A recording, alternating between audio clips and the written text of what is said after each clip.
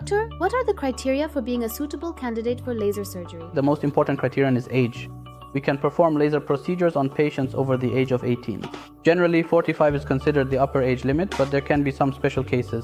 We also have patients over 45 to whom we perform laser procedures. Apart from age, another important criterion is corneal thickness. Our patients need to have a certain corneal thickness. There must be sufficient corneal thickness for the laser procedure and for the degree of correction needed.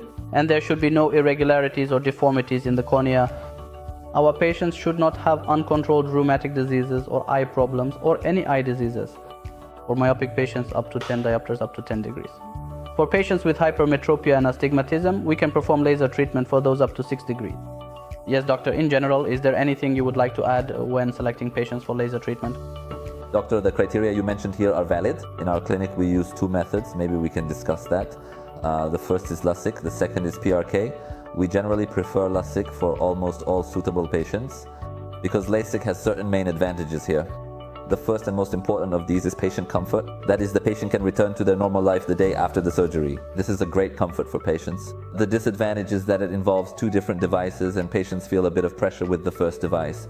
The other method is the PRK method. As you know, doctor, there are terms like no touch and so on in the market. I'd like to clarify a few things here as well. First of all, the PRK method is divided into two types. The first is standard PRK and the second is the trans PRK method.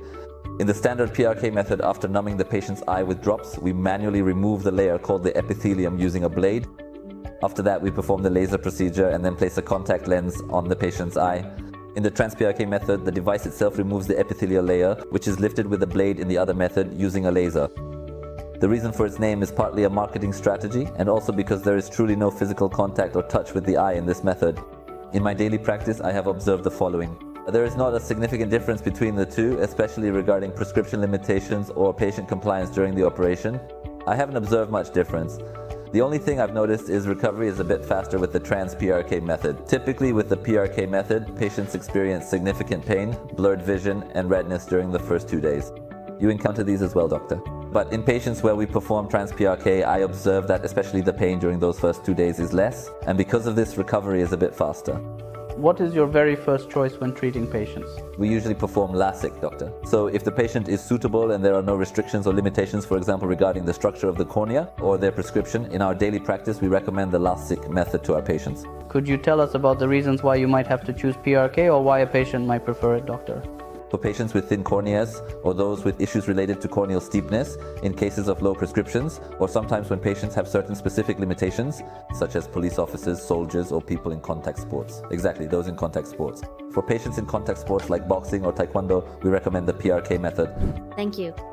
Thank you as well. See you again. See you.